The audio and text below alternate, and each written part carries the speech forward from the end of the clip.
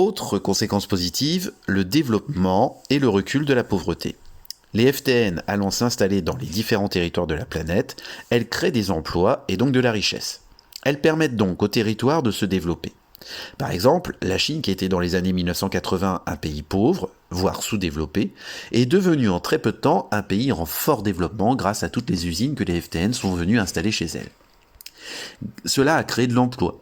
L'État chinois a pu prélever des impôts, et grâce à ces impôts, il a pu créer des routes, des ports, des écoles, des universités, des laboratoires, et devenir à son tour un pays développé.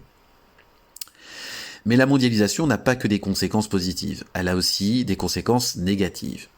Premièrement, la spécialisation des territoires.